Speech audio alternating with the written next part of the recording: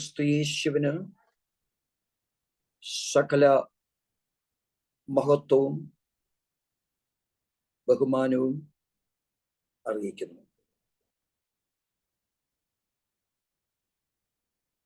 പൊന്മുട്ടയിടുന്ന താറാവിന്റെ കഥയുണ്ട്, എല്ലാവർക്കും അറിയാവുന്ന കഥയാണ്.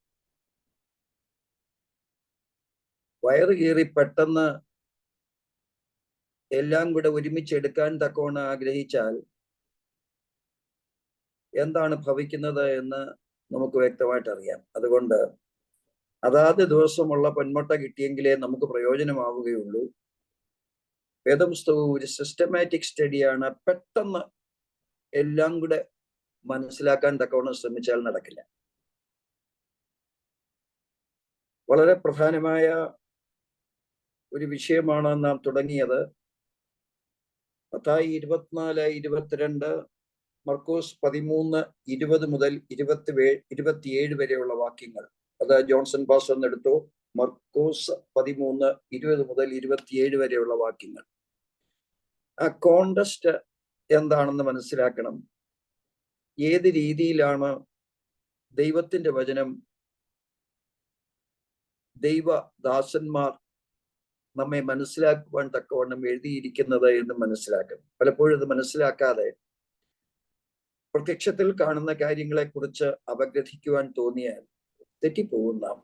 ആയതുകൊണ്ടാണ് ഒരു സിസ്റ്റമാറ്റിക് സ്റ്റഡിയാണ് ഇതിനെക്കുറിച്ച് വേണ്ടത്. റെഗുലറായിട്ട് ക്ലാസ്സിൽ കയറുന്നവർക്ക് മാത്രമേ അത് മനസ്സിലാവുകയുള്ളൂ. നിങ്ങൾ ഒരു ക്ലാസ് ആബ്സെന്റ് ആയാൽ ഒരു കണക്റ്റിംഗ് ലിങ്ക് നിങ്ങൾക്ക് കിട്ടാതെ പോകും. അതുകൊണ്ടാണ് എല്ലാ ക്ലാസ്സിലും കയറണം എന്നൊക്കെ പറയുന്നത്. ഏതായാലും ദൈവം നിങ്ങളെ അനുഗ്രഹിക്കട്ടെ. നാം യാക്കോബിന്റെ കഷ്ടകാലത്തെ കുറിച്ചാണ് കഴിഞ്ഞ ഏറെ ക്ലാസ്സുകളിലായി പഠിച്ചുകൊണ്ടിരിക്കുന്നത്. അത് 7 സംവത്സരമാണ്. അപ്പോൾ ഈ 7 സംവത്സരങ്ങളിലും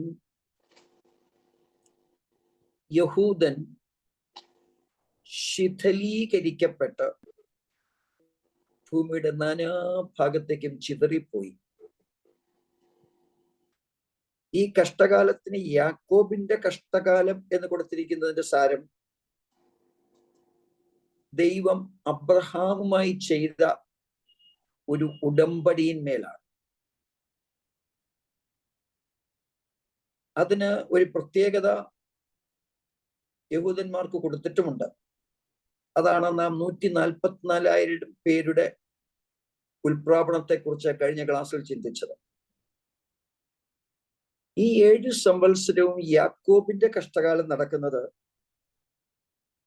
ഇസ്രയേലിലും ഇസ്രയേലിനെ ചുറ്റിപ്പറ്റിയുള്ള ദേശങ്ങളിലുമാണ്.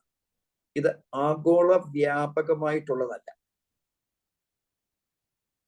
എന്നാൽ യഹൂദൻ എന്ന ദൈവത്തിന്റെ പ്രത്യേകമായ ജാതിക്ക് ഒരു പ്രാധാന്യത കൊടുത്തിരിക്കുന്നത് കൊണ്ടാണ് സംഭവങ്ങൾ ഇങ്ങനെ ഉരുത്തിരിയുന്നത്. അത് നാം കൃത്യമായി മനസ്സിലാക്കണം.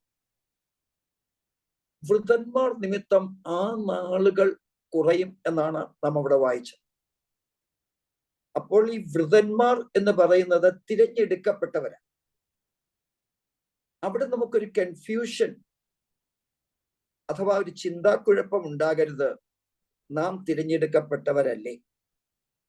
നാം തിരഞ്ഞെടുക്കപ്പെട്ടവരാണ്. നമ്മുടെ ഉൽപ്രാപണം മുന്നമേ സംഭവിച്ചു കഴിഞ്ഞു. അപ്പോൾ ഇത് ആരെ കുറിച്ചാണ് പറയുന്നത്? സഭയെ കുറിച്ചല്ല. ഇത് അല്പം കൂടെ വ്യക്തമാക്കുന്നതാണ് മർക്കോസ് എഴുതിയ സുവിശേഷം 13-ാം അധ്യായത്തിന്റെ 20-ാം വാക്യം. ജോൺ സൗന്ന് വായിച്ചു. കർത്താവ് ആ നാളുകളെ ചുരുക്കിയിട്ടില്ല എങ്കിൽ ഒരു ജഡവും രക്ഷിക്കപ്പെടുകയില്ല. താൻ തിരഞ്ഞെടുത്ത വൃതന്മാർ നിമിത്തമോ അവൻ ആ നാളുകളെ ചുരുക്കിയിരിക്കുന്നു. അന്നാരെങ്കിലും നിങ്ങളോട് ഇതാ ക്രിസ്തു ഇവിടെയെന്നോ അതാ അവിടെ എന്നോ പറഞ്ഞാൽ വിശ്വസിക്കരുത്. കള്ളക്രിസ്തുക്കളും കള്ളപ്രവാചകന്മാരും എഴുന്നേറ്റ് കഴിയുമെങ്കിൽ വൃതന്മാരെയും തെറ്റിപ്പാനായി അടയാളങ്ങളും അത്ഭുതങ്ങളും കാണിക്കും. നിങ്ങളോ സൂക്ഷിച്ചുകൊള്ളുവീൻ, ഞാൻ എല്ലാം നിങ്ങളോട് മുൻകൂട്ടി പറഞ്ഞുവല്ലോ. ജോൺസൺ ആള് മാറിയോ? വാക്യം എല്ലാം കിട്ടിയിട്ടുണ്ടോ? ഏതൊക്കെ വാക്യാന്നുള്ളത്? ഉണ്ട്. ഓക്കെ, കൊള്ളാം. ഇവിടെ നാം ശ്രദ്ധിക്കുവാനുള്ളത്, ഞാൻ നിങ്ങൾക്ക് ഒരു ഓർഡറിൽ ഒന്ന് പറഞ്ഞു തരുന്നത് അതിന്റെ ആ സന്ദർഭം മനസ്സിലാക്കുവാനാണ്. 7 സംവത്സരങ്ങൾ കൊണ്ട് സംഭവിക്കുന്ന കാര്യമാണ് 20 മുതൽ 23 വരെയുള്ള വാക്യങ്ങൾ. 24 വാക്യം മുതൽ ശ്രദ്ധിച്ചൊന്ന് വായിച്ചാൽ നമുക്ക് അവിടെ ഒരു വ്യത്യാസം കാണുവാൻ തക്കവണ്ണം സാധിക്കും. വായിച്ചു.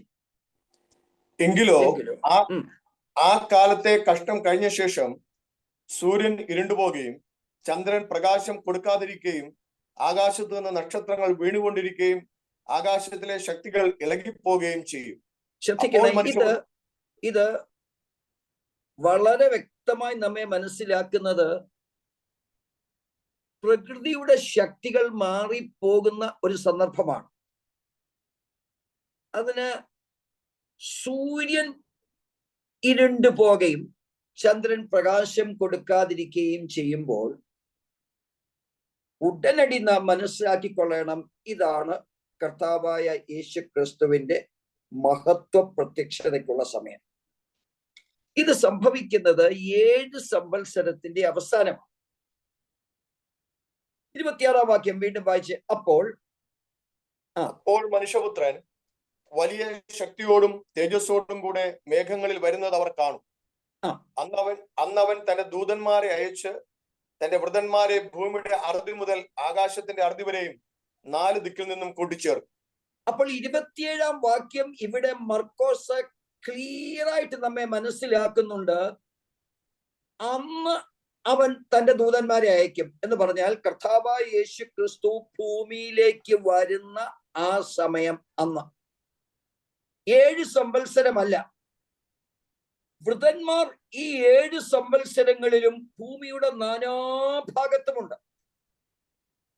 ഇതിന് വ്യക്തമായി 6 പോയിന്റുകൾ ഞാൻ നിങ്ങൾക്ക് 2 ക്ലാസ്സുകൾക്ക് മുൻപ് തന്നു. ഇത് യഹൂദനെ സംബന്ധിച്ചിടത്തോളമാണ് എന്നുള്ളത്. അത് കേട്ടവരും മനസ്സിലാക്കിയവരും തങ്ങളുടെ വലുതുകരങ്ങളെന്ന് ഉയർത്തിയ ഈ ഫ്രണ്ട് പേജെങ്കിലും ഞാനൊന്ന് കാണട്ടെ. ഇത് കേട്ടതും മനസ്സിലാക്കിയതുമായ ആളുകൾ. അല്ല, നിങ്ങൾക്ക് ആ ക്ലാസ് മനസ്സിലാവില്ല. എന്തെങ്കിലും കേട്ടു ഉടനെ അങ്ങോട്ട് പോയി, അടുത്ത ദിവസം വന്നു ഇതുപോലെ ഒന്ന് കേട്ടു. അങ്ങനെയല്ല, നിങ്ങൾ ചിന്തിക്കണം.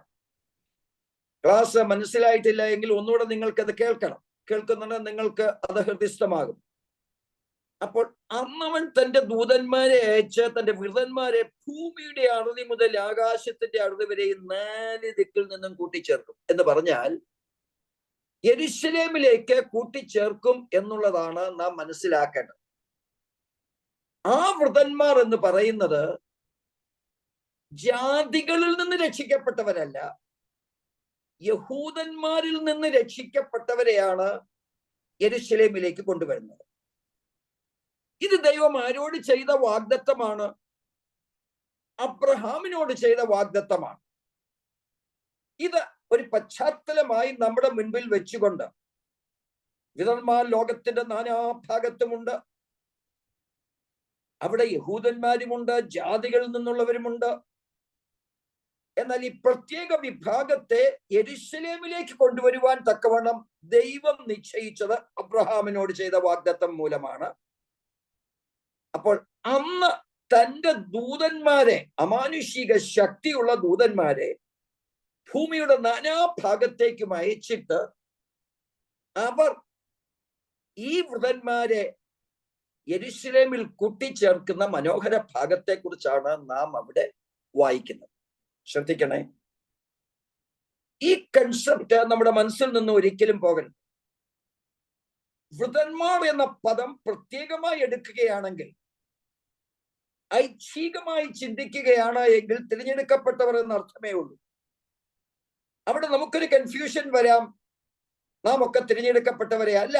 നമ്മെ സംബന്ധിച്ചിടത്തോളം സഭയുടെ ഉൽപ്രാപനം കഴിഞ്ഞു. കഴിഞ്ഞ 144,000 പേരുടെ കാര്യങ്ങളും കൃത്യമായി ഞാൻ നിങ്ങളെ പറഞ്ഞ് മനസ്സിലാക്കി. മഹോപദ്രവ കാലത്തിന്റെ അർത്ഥ സമയത്ത് സ്വർഗത്തിലേക്ക് എടുക്കപ്പെടുന്നവരാണവർ, യാതൊരു ഊനവും കൂടാതെ. അപ്പോൾ ഇതര വ്യക്തികൾക്ക് എന്തൊക്കെ ഭവിക്കുന്നു എന്നുള്ളതും നാം ചിന്തിച്ചു. ഒരു രക്തസാക്ഷിത്വ മരണത്തിലൂടെ അല്ലാതെ ആർക്കും ഉൽപ്രാപണ യോഗ്യത ദൈവം കൊടുക്കുന്നില്ല. എന്നാൽ ഇവിടെ നാം മനസ്സിലാക്കുവാനുള്ളത്, കർത്താവായ യേശു ക്രിസ്തു ഭൂമിയിലേക്ക് വരുമ്പോൾ അതിന് മുന്നോടിയായിട്ടാണ് സൂര്യൻ ഇരുണ്ടു പോകുന്നത്, ചന്ദ്രൻ പ്രകാശം കൊടുക്കാതെ ഇരിക്കുന്നത്. വ്യക്തമായി ലോകത്തിലുള്ള മുഴുവൻ ആൾക്കാർക്കും ആ ദിവസത്തെ കുറിച്ചൊരു ബോധം വരത്തക്കവണ്ണമാണ് അവിടെ സംഭവങ്ങൾ ഉണ്ടാകുന്നത്. എന്നാൽ കർത്താവ് ഗംഭീരനാദത്തോടും പ്രധാന ദൂതന്റെ ശബ്ദത്തോടും ദൈവത്തിന്റെ കാഹളത്തോടും കൂടെ പ്രത്യക്ഷപ്പെടുന്നത് ഒരു രഹസ്യ എടുക്കലിന് വേണ്ടിയാണ്. അതിന് പെറൂസ്യ എന്നുള്ള പദമാണ് ഉപയോഗിച്ചിരിക്കുന്നത്. അപ്പോൾ ഗ്രീക്ക് പദങ്ങളിലേക്ക് ഒന്നും ഞാൻ പോകുന്നില്ല, നിങ്ങളെ കൺഫ്യൂസ് ചെയ്യാൻ തക്കവണ്ണം ഞാൻ ആഗ്രഹിക്കുന്നില്ല. അവിടെ മനസ്സിലാക്കേണ്ടത്, ആ ഒരു ഉൽപ്രാപണമല്ല ഇവിടെ സംഭവിക്കുവാൻ പോകുന്നത്. ഇവിടെ കർത്താവായ യേശു ക്രിസ്തു യെരുശലേമിലേക്ക് എല്ലാ വൃതന്മാരെയും കൂട്ടിച്ചേർക്കുക. ഇത് നമ്മുടെ മനസ്സിൽ വെച്ചാൽ ഒരല്പം ചരിത്രം കഴിഞ്ഞ ക്ലാസ്സിനെ പോലെ ഈ ക്ലാസ്സിലും ആവശ്യമാണ്. എങ്കിലേ നിങ്ങൾക്കത് മനസ്സിലാക്കുവാൻ തക്കവണ്ണം സാധ്യമാകുകയുള്ളൂ. വേദപുസ്തകം വ്യക്തമായി പഠിക്കുവാനാണ് 3 കാലയളവുകളെ കുറിച്ച് ഞാൻ നിങ്ങൾക്കൊരു സൂചന മുന്നമേ തന്നിട്ടുള്ളതാണ്. ഒന്ന്, ആദമ്യ സഭ, ഫസ്റ്റ് 2000 years, ഒരു അപ്രോക്സിമേറ്റ് ടൈം. അത് കഴിഞ്ഞാൽ പഴയ നിയമസഭ അബ്രഹാമിലൂടെ തുടങ്ങി അടുത്ത 2000 years. പിന്നീട് വേറെ എന്തായി? കർത്താവായ യേശുക്രിസ്തുവിന്റെ വരവായി. കർത്താവായ യേശുക്രിസ്തുവിന്റെ വരവ് മുതൽ പുതിയ നിയമസഭ എന്ന് നമുക്ക് ഏറെക്കുറെ അനുമാനിക്കാം. അവന്റെ ഉയർത്തെഴുന്നേൽപ്പിന് ശേഷമാണല്ലോ യെരുശലേമിൽ ആദ്യ സഭ ആവിഷ്കരിക്കപ്പെടുന്നത്. നാം മനസ്സിലാക്കുവാനുള്ളത് വളരെ ശ്രദ്ധേയമായ ചില പ്രിൻസിപ്പിൾസ് ആണ് ഞാൻ പറയുന്നത്. ശ്രദ്ധിക്കാത്ത ആൾക്കാർക്ക് ബോറടിയായും ശ്രദ്ധിക്കുന്ന ആൾക്കാർക്ക് അത് വളരെ ഉത്തേജനമായും തോന്നും. അതുകൊണ്ട് അതീവ ശ്രദ്ധയോടുകൂടെ ഇരിക്കുക. ആദമ്യ സഭയിൽ ദൈവത്തെ പ്രസാദിപ്പിച്ചവർ വളരെ ചുരുക്കം. കാരണം ആദമും ഹൗവയും പാപം ചെയ്തപ്പോൾ, പാപം ചെയ്തതിന് ശേഷമാണ് അവർ തമ്മിൽ സമ്മേളിച്ച് അവർക്ക് സന്താനങ്ങൾ ഉണ്ടാകുന്നത്. അപ്പോൾ ആ സന്താനങ്ങൾ ഉണ്ടാകുന്നത് അവർ ചെയ്ത തെറ്റിന് ശേഷം.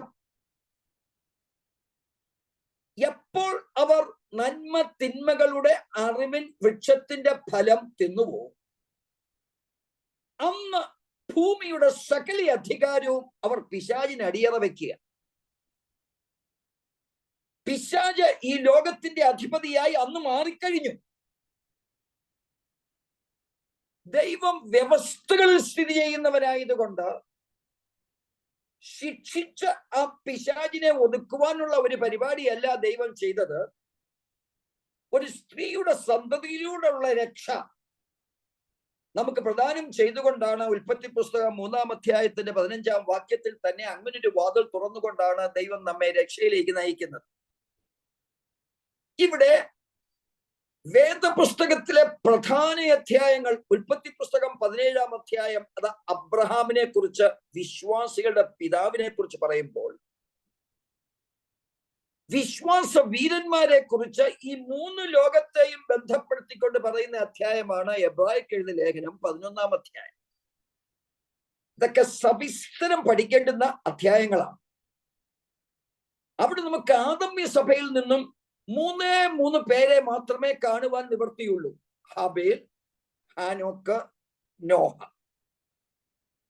ഹാബേൽ ദൈവത്തെ സ്വീകരിച്ചു. അവന്റെ ജ്യേഷ്ഠൻ കയീൻ പിശാചിനെ സ്വീകരിച്ചു. എന്തുകൊണ്ട് പിശാചിനെ സ്വീകരിച്ചു? സന്ദർഭികമായ സകല കാര്യങ്ങളും ഇവരുടെ 2 പേരിലും ഒരുപോലെയാണ്. എന്നാൽ ഹാബേൽ ദൈവത്തെ വിശ്വസിച്ചു, കയീൻ ദൈവത്തിൽ വിശ്വസിച്ചില്ല. പേരൊക്കെ അങ്ങോട്ടും ഇങ്ങോട്ടൊക്കെ മാറിപ്പോകും കേട്ടോ. അത് ഞാൻ പറഞ്ഞില്ല, എന്റെ പ്രായത്തിന്റെ കുഴപ്പമാണ്. കറക്റ്റായിട്ട് നിങ്ങളങ്ങ് മനസ്സിലാക്കിയാൽ പ്രാഥമിക കാര്യങ്ങളാണ് ഞാൻ ഈ പറയുന്നത്. അപ്പോൾ ഇവിടെ നമുക്ക് മനസ്സിലാക്കുവാനുള്ളത്, നോഹ എന്ന ഏകനാണ് ദൈവത്തിന്റെ കൃപ ലഭിച്ചത്. കൃപ ലഭിച്ച ഹാനോക്ക് മേലോട്ടം എടുക്കപ്പെട്ടു. കൃപ ലഭിച്ച ഹാബേൽ ഈ ലോകത്തോട് യാത്ര പറയുകയും ചെയ്തു. അപ്പോൾ നോഹ എന്ന ഏകൻ എന്ന് നാം വ്യക്തമായി ചിന്തിക്കുമ്പോൾ, ഏകദേശം 2000 വർഷങ്ങളുടെ അവസാന സമയത്താണ് നോഹ ഈ ഭൂമിയിൽ ഉള്ളത് എന്ന് പറഞ്ഞാൽ ഏകദേശം 1700 സംവത്സരങ്ങൾ കഴിയുമ്പോൾ, 1700 അല്ല, 1400, 1500 നോ ആദമ്യ സൃഷ്ടിക്ക് ശേഷം. കാരണം BC 1998 തോന്നുന്നു നോഹ എടുക്കപ്പെട്ടത്. അപ്പോൾ നോഹയ്ക്ക് മാത്രം ദൈവത്തിന്റെ കൃപ ലഭിച്ചു എന്ന് പറഞ്ഞാൽ ലിറ്ററലി നോഹയ്ക്ക് മാത്രമേ ദൈവത്തെ മനസ്സിലാക്കുവാൻ സാധിച്ചുള്ളൂ. വേറെ ആരെങ്കിലും അവിടെ ഉണ്ടോ എന്നൊരു അബദ്ധ ചോദ്യം ചോദിച്ചാൽ ദൈവത്തോട് ചോദിക്കണം, എന്നോട് ചോദിക്കേണ്ട. വേദപുസ്തകം പറയുന്നത് അങ്ങനെയാണ്, നോഹയ്ക്ക് മാത്രം ദൈവത്തിന്റെ കൃപ ലഭിച്ചു. വ്യക്തമായി നാം മനസ്സിലാക്കുവാനുള്ള നോഹയുടെ ഭാര്യയ്ക്കോ നോഹയുടെ 3 മക്കൾക്കോ ഭാര്യമാർക്കോ ഈ കൃപ ലഭിച്ചിട്ടില്ല. ഇത് പണ്ടത്തെ ക്ലാസ്സുകളിൽ ഞാൻ വിശദമായി എടുത്തിട്ടുള്ളതാണ്, എങ്ങനെയാണ് വിഗ്രഹാരാധന തുടങ്ങുന്നത് എന്നുള്ളത്. ആദമിന്റെ മകൻ ശേത്ത്, ഏനോശ് അവരുടെ കാലത്ത് യഹോവയുടെ നാമത്തുള്ള ആരാധന തുടങ്ങി എന്ന് പറയുമ്പോൾ അവിടെ യഹോവ എന്നത് ദൈവമായി സങ്കല്പിച്ചുകൊണ്ട് ആദ്യത്തെ വിഗ്രഹാരാധന തുടങ്ങുന്ന സമയമാണത്. ശരി, അത് കൃത്യമായി നാം മനസ്സിലാക്കുമ്പോൾ എന്തിനൊരു നോഹൈക പ്രളയം ദൈവം അവിടെ കൊണ്ടുവന്നു. സകല ആൾക്കാരും ദൈവകൃപയില്ലാതെ, ദൈവത്തെ അറിയാതെ പാപത്തിന്റെ വഴികളിലൂടെ സഞ്ചരിച്ചത് കൊണ്ട് വേദം കൃത്യമായി പറയുന്നു ഭൂമി വഷളായി. അതുകൊണ്ടാണ് ഒരു നോഹൈക പ്രളയം അവിടെ ഉണ്ടാകുന്നത്. നോഹയുടെ 3 മക്കളാണ് ഷേം, ഹാം, യാഫത്ത്. ശ്രദ്ധിക്കണേ, ഇവിടെയാണ് നിങ്ങൾക്ക് ശ്രദ്ധിക്കാനുള്ള ആ പ്രത്യേകമായിട്ടുള്ള പഠനം വരുന്നത്. ഷേം, ഹാം, യാഫത്ത് എന്ന് പറയുന്നത് ഏജ് വൈസ് ഉള്ള ഓർഡർ അല്ല. വാസ്തവത്തിൽ യാഫത്ത് 1-ാമനും ഷേം 2-ാമനും ഹാം 3-ാമനുമാണ്. ഇവിടെ നാം മനസ്സിലാക്കേണ്ടുന്ന ചരിത്രത്തിന്റെ ആ ഏടുകൾ കൃത്യമായിട്ട് മനസ്സിലാക്കുന്നത് ഈ ഭാഗത്താണ്. ഉൽപ്പത്തി പുസ്തകം 9-ാം അധ്യായത്തിന്റെ 25 മുതൽ 27 വരെയുള്ള വാക്യങ്ങളിൽ ഹാം ചെയ്ത ഒരു തെറ്റിനെ കുറിച്ച് വിവരിക്കുന്നു. കൃത്യമായിട്ട് നിങ്ങൾ മനസ്സിലാക്കണം. വായിച്ചേ. അപ്പോൾ അവൻ, കനാൻ ശപിക്കപ്പെട്ടവൻ, അവൻ തന്റെ സഹോദരന്മാർക്ക് അധമദാസനായി തീരുമെന്ന് പറഞ്ഞു. അപ്പോൾ ഹാം അവിടെ ചെയ്ത കുറ്റം എന്താണ് എന്ന് ട്രഡീഷണൽ സ്റ്റോറി ഉണ്ട് എങ്കിലും ഞാൻ നിങ്ങളോട് അത് വിവരിക്കുന്നില്ല. അവൻ അപ്പന്റെ നഗ്നത കണ്ടത് മാത്രമല്ല, ഏതോ അവലക്ഷണമായി അവൻ ചെയ്തു. ആയതുകൊണ്ടാണ് ലഹരി വിട്ട് എഴുന്നേറ്റ നോഹ, 24-ാം വാക്യം കൂടെ വായിച്ചേ. നോഹ ലഹരി വിട്ടുണർന്നപ്പോൾ തന്റെ ഇളയ മകൻ ചെയ്തത് അറിഞ്ഞു. അപ്പോൾ അവൻ കനാൻ ശപിക്കപ്പെട്ടവൻ. കനാനാരാ?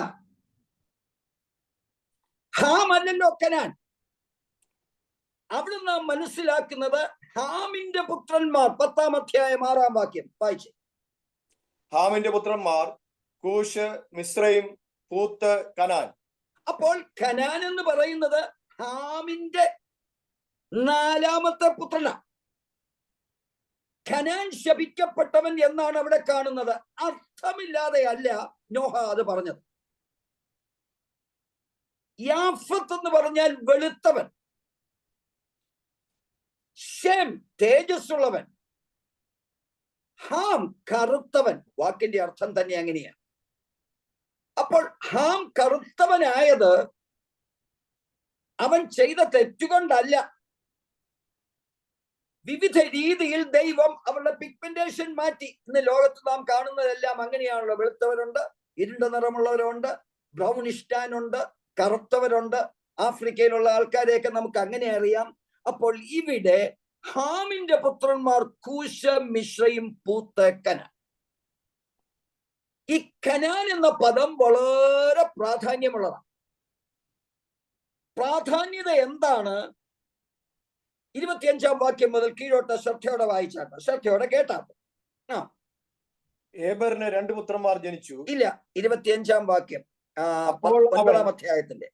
അപ്പോൾ അവൻ കനാൻ ശപിക്കപ്പെട്ടവൻ, അവൻ തന്റെ സഹോദരന്മാർക്ക് അധമദാസനായി തീരുമെന്ന് പറഞ്ഞു. അവൻ തന്റെ സഹോദരന്മാർക്ക് അധമദാസനായി തീരും. ഇന്നും ഭൂമിയിൽ സംഭവിക്കുന്നത് തന്നെയാണ്. അടുത്ത വാക്യം വായിച്ചേ. ഷേമിന്റെ ദൈവമായ യഹോവ സ്തുതിക്കപ്പെട്ടവൻ, കനാൻ അവരുടെ ദാസനാകും. ഷേം എന്ന് പറയുമ്പോൾ ഷേമിന്റെ പുത്രന്മാർ വിശേഷതയുള്ളവരായിട്ടല്ല, ഷേമിന്റെ പുത്രന്മാരിൽ നിന്നാണ് അബ്രാം എന്ന ഒരുവൻ തിരഞ്ഞെടുക്കപ്പെട്ടത്. അവിടെയും ഒരുവനാണ് തിരഞ്ഞെടുക്കപ്പെട്ടത്. ആ ഷേം കനാൻ അവരുടെ ദാസനാകും എന്ന് പറയുമ്പോൾ ലിറ്ററലി കനാൻ എന്ത് ചെയ്തു? ഹാമല്ലേ തെറ്റ് ചെയ്തത്? അടുത്ത വാക്യം 27. ദൈവം യാഫത്തിനെ വർദ്ധിപ്പിക്കട്ടെ, ദൈവം യാഫത്തിനെ വർദ്ധിപ്പിക്കട്ടെ, അവൻ ഷേമിന്റെ കൂടാരങ്ങളിൽ വസിക്കും. അപ്പോൾ അവൻ ഷേമിന്റെ കൂടാരങ്ങളിൽ വസിക്കും എന്ന് പറഞ്ഞാൽ ഷേമും യാഫത്തുമായി ഒരു അഭേദ്യമായ ബന്ധമുണ്ട്. അതവിടെ സൂചിപ്പിക്കുമ്പോൾ അടുത്ത വാക്യം വായിച്ചേ. കനാൻ അവരുടെ ദാസനാകും. കനാൻ അവരുടെ ദാസനാകും. എന്തിന്? ഷേമിന്റെയും യാഫത്തിന്റെയും ദാസനായി കനാൻ മാറി. ഹാമിന് ശാപം കിട്ടുന്നതിന് പകരം എന്തുകൊണ്ട് അവന്റെ മകനായ കനാൻ ഈ ശാപത്തിന് അർഹനായി? കനാന്യ വംശം കനാനിൽ നിന്ന് ഉത്ഭവിച്ചവരാണ്. കനാന്യ വംശമാണ് ഏറ്റവും കൂടുതൽ ദൈവത്തിന് വിരോധമായി ലൈംഗിക വൈകൃതങ്ങളിൽ മുഴുകിയിരുന്നവർ എന്നാണ് ചരിത്രത്തിന്റെ രേഖകൾ സൂചിപ്പിക്കുന്നത്. ദൈവത്തെ അറിയാത്ത ഒരു ജനമായി കനാൻ മാറി. ദൈവത്തിന് വിപരീതമായ കുൽസിത പ്രവൃത്തികൾ അവൻ ചെയ്തു. ഇത് കൃത്യമായി ആത്മാവിൽ അറിഞ്ഞ നോഹയാണ് പറയുന്നത്. ഹാമിന്റെ മകനായ കനാനെ, നീ ദൈവത്തിന് വിപരീതമായി നിന്റെ ജീവിതത്തെ തന്നെ മാറ്റിയത് കൊണ്ട് നിന്റെ ജീവിതത്തിൽ ഒറ്റ കാര്യം മാത്രമേ ഉള്ളൂ, ലൈംഗികമായ വൈകൃതത്തിൽ ദൈവത്തെ വിരോധത്തിലാക്കുക. അപ്പോൾ നീ എവിടെ പോയാലും നിന്റെ ജീവിതത്തിലെ പാപങ്ങളാണ് വ്യക്തമായി കാണുന്നത്. നീ ശപിക്കപ്പെട്ടവൻ. അപ്പോൾ കനാന്റെ ജീവിത രീതിയെ വ്യക്തമായി നോഹ കണ്ടുകൊണ്ടാണ് ഹാമിന്റെ മകനായ കനാനെ ശപിക്കുന്നത് എന്ന് നാം മനസ്സിലാക്കണം. 9-ാം അധ്യായത്തിന്റെ 25 മുതൽ 27 വരെയുള്ള വാക്യങ്ങൾ നാം വായിക്കുമ്പോൾ 10-ാം അധ്യായത്തിന്റെ, ഞാൻ പെട്ടെന്ന് പോവുകയാണ്, 15-ാം വാക്യം മുതൽ 20-ാം വാക്യം വരെയുള്ള ഭാഗങ്ങൾ ഒന്ന് വായിച്ചു. കനാൻ തന്റെ ആദിജാതനായ, പെട്ടെന്ന് വായിച്ചു പോലെ നിർത്തി വായിക്കുക. കനാന്റെ കാര്യമാണ് അവിടെ. ഒറ്റയടിക്ക് സ്പീഡിൽ അങ്ങ് വായിച്ചാൽ മനസ്സിലാകത്തില്ല. വായിച്ചേ. കനാൻ തന്റെ ആദ്യജാതനായ സീദോൻ, ഹേത്ത്, എബൂസ്യൻ, അമോര്യൻ, ഗിർഗശ്യൻ, ഹിവ്യൻ, അർക്യൻ, സീന്യൻ, അർവാദ്യൻ, സമാര്യൻ, ഹമാത്യൻ എന്നിവരെ ജനിപ്പിച്ചു. പിന്നീട് കനാന്യ വംശങ്ങൾ പരന്നു. കനാന്യരുടെ അതിർ സീദോൻ തുടങ്ങി ഗരാർ വഴിയായി ഗസാ വരെയും, സോദോമും ഗൊമോരയും ആത്മയും സെബോയും വഴിയായി ലാശ വരെയും ആയിരുന്നു. ഇവർ അതത് ദേശത്തിൽ ജാതിയായും കുലം കുലമായും ഭാഷയായും ഹാമിന്റെ പുത്രന്മാർ. അപ്പോൾ ദൈവം വാഗ്ദത്തം ചെയ്ത കനാൻ ദേശം അബ്രാമിന് സ്വായത്തമായി കൊടുക്കുമ്പോൾ ലോകത്തുള്ള സകല തിന്മ ചെയ്തവരും മാറ്റപ്പെട്ട ശേഷം നോഹയോടുള്ള 3 സന്തതികളാണ് ഈ ലോകത്ത് ജനതയായി മാറുന്നത് എന്ന് മനസ്സിലാക്കുമ്പോൾ കനാൻ ദേശത്തേക്ക് ഞാൻ നിന്നെ അയക്കും എന്ന് അബ്രാമിനോട് പറയുന്നതിന്റെ സാരം എന്തെന്നറിയാമോ? കനാൻ വംശജർ ദൈവത്തിൽ നിന്ന് ഏറ്റവും വിരോധമായി ഈ ലോകപ്രകാരം അതിൽ ഏറ്റവും പ്രാധാന്യമേറിയത് ലൈംഗിക വൈകൃതങ്ങൾ. അവിടെ ഹോമോസെക്ഷുവാലിറ്റി വരും. എല്ലാ വിധത്തിലുള്ള കുൽസിത പ്രവൃത്തികളും അവിടെ വരും. അതിലാണ് അവർ ആകൃഷ്ടരായത്. യാഫത്ത് അതിൽ നിന്നും വ്യത്യസ്തനാണ്, ശേം അതിൽ നിന്നും വ്യത്യസ്തനാണ്. എന്നാൽ ഹാമിന്റെ സന്തതിയായ കനാന്യർ ഇത് ചെയ്തതുകൊണ്ട് വ്യക്തമായി ദൈവം അബ്രാമിനോട് പറഞ്ഞു, കനാന്യർ എവിടെ താമസിക്കുന്നുവോ ആ ദേശമാണ് ഞാൻ നിനക്ക് അവകാശമായി തരുന്നത്. കാരണം കനാന്യരെ ഉന്മൂലനാശം ചെയ്യുവാൻ ദൈവത്തിന് യാതൊരു വിഷമവും തോന്നിയില്ല എന്ന് സാരം. ഇതാണ് വ്യക്തമായി നാം മനസ്സിലാക്കേണ്ടത്. ഈ ഭാഗം നമ്മുടെ മനസ്സിൽ വെച്ചുകൊണ്ട് 15-ാം അധ്യായത്തിൽ അബ്രാമിനെ ദൈവം കാണിക്കുന്ന ദേശം 15-ാം അധ്യായത്തിന്റെ 18 മുതൽ 21 വരെയുള്ള വാക്യങ്ങളിലാണ് നാം വായിക്കുന്നത്. അത് വായിച്ചാൽ. അന്ന് യഹോവ അബ്രാമിനോട് ഒരു നിയമം ചെയ്തു, നിന്റെ സന്തതിക്ക് ഞാൻ മിസ്രയീം നദി തുടങ്ങി ഫ്രാത്ത് നദിയായ മഹാനദി വരെയുള്ള ഈ ദേശത്തെ കേന്യർ, കെനിസ്യർ, കത്തോമ്യർ, ഹിത്യർ, പെരിസ്യർ, രഫായിമ്യർ, അമോര്യർ, കനാന്യർ, ഗിർഗശ്യർ, യെബൂസ്യർ എന്നിവരുടെ ദേശത്തെ തന്നെ തന്നിരിക്കുന്നു എന്ന് അരുളി ചെയ്തു. അപ്പോൾ ഇവരുടെ ദേശമാണ് കനാൻ ദേശം. എന്തുകൊണ്ട് ഈ ദേശം കൊടുത്തു? ദൈവത്തിന് വിപരീതമായ കുൽസിത പ്രവൃത്തികൾ ചെയ്യുവാൻ കനാന്റെ മക്കളും കൊച്ചുമക്കളും തയ്യാറായി. അവരെ ഉന്മൂലനാശം ചെയ്യുവാൻ ദൈവത്തിന് യാതൊരു വിരോധവും തോന്നിയില്ല. ഇത് 10-ാം അധ്യായത്തിലെ 15 മുതൽ 20 വരെയുള്ള വാക്യങ്ങളിൽ വായിക്കുമ്പോൾ ഈ ആളുകളുടെ അതേ പേരുകൾ തന്നെ സാമാന്യ രീതിയിൽ അവിടെയും നമുക്ക് മനസ്സിലാകും. ഞാൻ വീണ്ടും വായിപ്പിക്കുന്നില്ല, നിങ്ങൾക്ക് ഭവനത്തിൽ ചെന്ന് വായിച്ചു നോക്കാം. കേട്ടു കൂർക്കം വലിച്ചു കിടന്ന് ഉറങ്ങുകയല്ല, ഇതൊക്കെ ശ്രദ്ധിക്കണം. ഇങ്ങനെയൊക്കെ അത് പറഞ്ഞിട്ടുണ്ടോ എന്ന് ചിന്തിക്കണം. അപ്പോൾ കനാന്റെ മക്കൾ ആരാണോ ആ ഭാഗമാണ് അതേ മിക്കവാറുമുള്ള ആളുകളുടെ പേരുകൾ. ഒരു പക്ഷേ മോശ വിട്ടുപോയതാണോ എന്ന് എനിക്ക് തോന്നുന്നില്ല. ദൈവം പറഞ്ഞു കൊടുത്തിട്ടാണല്ലോ ഉൽപ്പത്തി പുസ്തകം മോശ എഴുതുന്നത്. അപ്പോൾ ഈ രണ്ട് സിമിലാരിറ്റി നമുക്ക് മനസ്സിലാക്കിയാൽ കൃത്യമായി ദൈവം അബ്രാമിന് വാഗ്ദത്തം ചെയ്തത് ഹാമിന്റെ ദേശമോ യാഫത്തിന്റെ ദേശമോ അല്ല.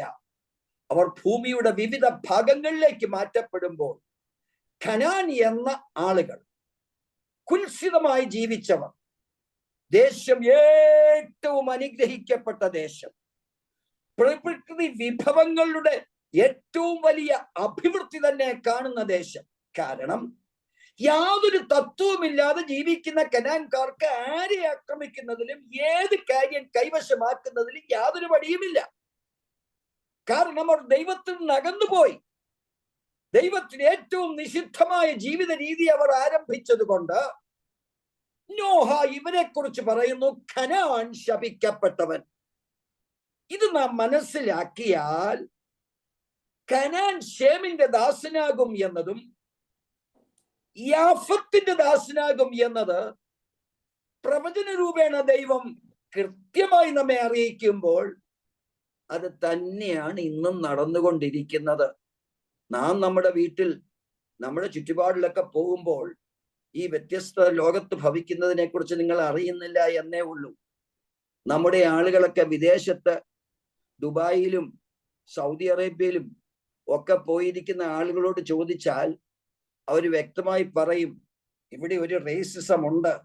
ഒരു ഹോട്ടലിൽ പോയി ആഹാരം കഴിക്കുകയാണ് എന്നുണ്ടെങ്കിൽ പ്രത്യേകമായിട്ടുള്ള വ്യത്യാസം ഞങ്ങൾ അറിയുന്നു.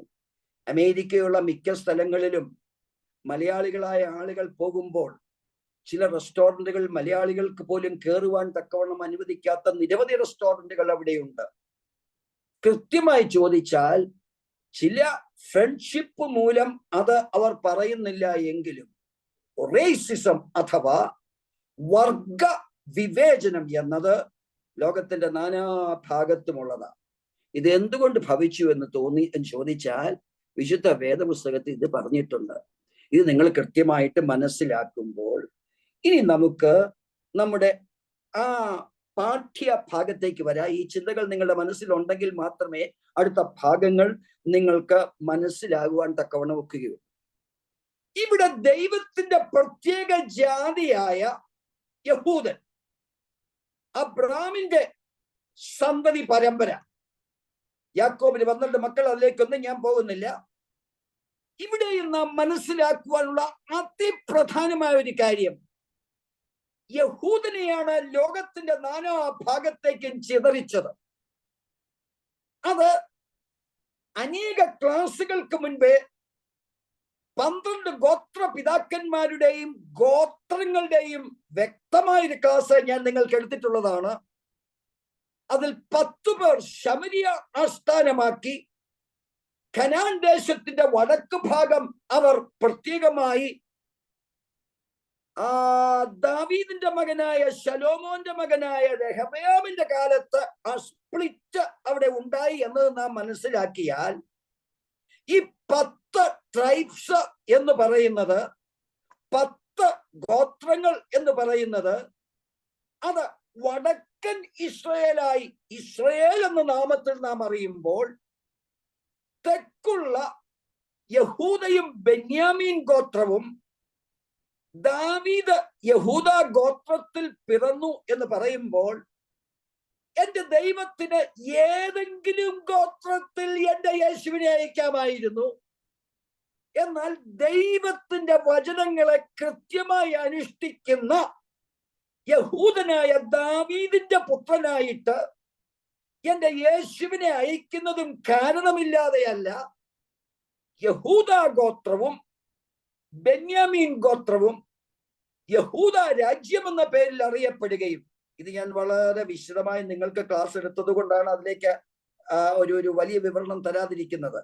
അതിൽ എത്ര രാജാക്കന്മാർ ഉണ്ടായിരുന്നു എന്നും, നോർത്തേൺ ട്രൈബ്സിലെ ഒരൊറ്റ രാജാവ് പോലും ദൈവത്തിന് പ്രീതിയായിട്ടുള്ളത് ചെയ്തില്ല എന്നും, സദേൺ കിങ്ഡം അഥവാ യഹൂദ രാജ്യത്തിലുള്ള 9 രാജാക്കന്മാർ മാത്രം ദൈവത്തിന് പ്രീതിയായിട്ടുള്ളത് ചെയ്തു എന്നും എല്ലാം ചരിത്ര രേഖകൾ വെച്ച് ഞാൻ മുമ്പ് എടുത്തിട്ടുള്ളത് എടുക്കാൻ തക്കോണം ഞാൻ ആഗ്രഹിക്കുന്നില്ല. ഞാൻ പറഞ്ഞതിന്റെ സാരം, യഹൂദ ഗോത്രവും അവരോട് ഒന്നിച്ചുള്ള ബെന്യാമീൻ ഗോത്രവും നഷ്ടപ്പെടാതെ വാഗ്ദത്ത ദേശത്തിൽ താമസിക്കുമ്പോൾ 10 ഗോത്രങ്ങളും കൃത്യമായി നാം മനസ്സിലാക്കണം, ഈ 12 ഗോത്രങ്ങളിൽ നിന്നും ലേവ്യർ ഓഹരി ലഭിക്കാതെ യോസഫിന് 2 ഓഹരി ലഭിച്ചു എന്നല്ല കണക്കുകൾ നാം പറയുമ്പോൾ, ദൈവം വിവക്ഷിക്കുന്ന 12 ഗോത്രങ്ങൾ എന്ന് പറയുന്നത് യാക്കോബിന്റെ കടിപ്രദേശത്ത് ഉത്ഭവിച്ച 12 മക്കൾ തന്നെയാണ്. ഇതിനൊരു വ്യത്യാസവും ദൈവം വരുത്തിയിട്ടില്ല. ഭൂമിയിലെ താൽക്കാലിക ജീവിതത്തിൽ അത് വ്യത്യാസം വരുത്തിയെന്നേ ഉള്ളൂ. എന്നാൽ വെളിപ്പാട് പുസ്തകത്തിൽ നാം മനസ്സിലാക്കുന്ന 7-ാം അധ്യായത്തിലെ 12 ഗോത്രങ്ങളുടെയും പേരുകൾ 5-ാം വാക്യം മുതൽ 8-ാം വാക്യം വരെ വായിക്കൊന്നും വേണ്ട. ഈ 12 ഗോത്ര പിതാക്കന്മാരുടെയും പേരുകളിൽ യാതൊരു വ്യത്യാസവും വരുത്താതെ യഹോവ തന്നെ വെളിപ്പാട് പുസ്തകത്തിലെ ഫൈനൽ അസസ്മെന്റ് ഈ 12 ഗോത്രങ്ങളുടെ പേരിൽ തന്നെ നൽകി എന്നുള്ളതും നാം മനസ്സിലാക്കാൻ. ഇടയിലുള്ള പൗരോഹിത്യ ശുശ്രൂഷ ചെയ്തത് കൊണ്ട് അവർക്ക് ഓഹരി ഒന്നും ലഭിച്ചില്ല. അവർക്ക് ലഭിക്കുന്ന ഓഹരി ദൈവം പ്രത്യേകമായി ലേവ്യ പുസ്തകത്തിൽ പറഞ്ഞിട്ടുണ്ട്. എന്നാൽ ഇതൊക്കെ മാറ്റിയിട്ട് ദ ഫൈനൽ അസസ്മെന്റിൽ യാക്കോബിന്റെ മക്കൾ എത്രയുണ്ടോ ആ മക്കൾക്ക് മാത്രമാണ് അവകാശം ദൈവം കൊടുത്തിരിക്കുന്നത്. ഭൂമിയിൽ നീ ചെയ്ത കാര്യങ്ങൾക്ക് വിജയകരമായി നിനക്ക് തോന്നിയത് കൊണ്ട് ദൈവം നിനക്ക് ഓഹരി കൂട്ടി തന്നു എന്നൊക്കെ വിചാരിച്ച അതൊക്കെ ഈ ഭൂമിയിലാണ്. വരുവാനുള്ള ലോകത്തിൽ കൃത്യമായി ഈ 12 ഗോത്രങ്ങൾക്കാണ് ദൈവം ഓഹരി വിട്ടുകൊടുത്തിട്ടുള്ളത്. ഇവിടെ നമുക്ക് മനസ്സിലാക്കുവാനുള്ളത്, ഒരു ആകെത്തുകയായി പറഞ്ഞാൽ 40 സംവത്സരങ്ങളിലെ നിന്റെ മരുഭൂ യാത്ര എന്ന് പറയുന്നത് ഏറെ പഠിക്കേണ്ടുന്ന ഒരു വിഷയമാണ്. കാരണം അത് പുതിയ നിയമസഭയോട് തുലനം ചെയ്യുവാൻ പല കാര്യങ്ങളും അവിടെ ഉണ്ട്. 40 സംവത്സരത്തെ ദൈർഘ്യം എന്നതല്ല, അവരുടെ ജീവിത രീതികളും ദൈവത്തോട് എങ്ങനെ അടുത്തിരുന്നു എന്നുള്ളതും കൃത്യമായി നാം പഠിച്ചാൽ ഒരു പുതിയ നിയമ വിശ്വാസിയുടെ ചൂണ്ടുപലകയാണ് പഴയ നിയമ വിശ്വാസികളുടെ ഈ 40 വർഷത്തെ മരുഭൂ യാത്ര എന്ന് നിങ്ങൾ മനസ്സിലാക്കുക. അപ്പോൾ പഴയ നിയമ വിശ്വാസികളുടെ ജീവിത രീതി തുലനം ചെയ്യേണ്ടത് ഇന്നത്തെ കാലത്തും ആവശ്യമെന്ന് പറഞ്ഞാൽ, ഇന്നത്തെ പുതിയ നിയമസഭ എന്ന് പറയുന്നതും ഏറെ വൈകൃതങ്ങളിലും ഏറെ വിരുദ്ധോപദേശങ്ങളിലും ദൈവത്തിന് വിപരീതമായ പ്രവൃത്തികളിലും മുഴുകിയാണ് പോകുന്നത് എന്നുള്ളത് നിങ്ങൾ കൃത്യമായി മനസ്സിലാക്കണം. വെള്ള ഷർട്ടായിരിക്കും, കറുത്ത പാൻ്റായിരിക്കും, കറുത്ത ഷൂസ് ആയിരിക്കും, വിദേശങ്ങളിലായിരിക്കും നിങ്ങളുടെ വാസം, സ്വകാര്യ ഭവനങ്ങളിലായിരിക്കും നിങ്ങളുടെ വാസം. എന്നെ കേൾക്കുന്ന ദൈവത്തിന്റെ ജനമേ, ഈ വിശ്വാസികൾ എന്ന് പറയുന്ന പുതിയ നിയമ വിശ്വാസികൾ ദൈവത്തിന്റെ നിശ്ചയമായ നിയമത്തെ ലാഘവമാക്കി എടുത്തുകൊണ്ട് അവർ ചെയ്തു കൂട്ടുന്ന കുറ്റങ്ങൾ അതൊരു പക്ഷേ മറന്നുപോകുമെന്ന് വിചാരിക്കരുത്. ദൈവം ഏക ദൈവമാണ്, അവന്റെ നിയമം ഏക നിയമമാണ്. അതിലൊന്നും മാറ്റം വരുത്തുവാൻ തക്കവണ്ണം ദൈവം ആഗ്രഹിച്ചിട്ടില്ല. നീ പുതിയ നിയമവിശ്വാസി എന്നില്ല, പഴയ നിയമവിശ്വാസി എന്നില്ല. പഴയ നിയമത്തിലെ റിച്വൽസ്, അതായത് നിന്റെ ആരാധനാ ക്രമങ്ങൾ ഒരു പക്ഷേ പുതിയ നിയമത്തിൽ നിന്നും വ്യത്യാസമുള്ളതായിരിക്കും. എന്നാൽ പഴയ നിയമത്തിന്റെ ആവർത്തനം തന്നെയാണ് പുതിയ നിയമത്തിലും വരുന്നത്.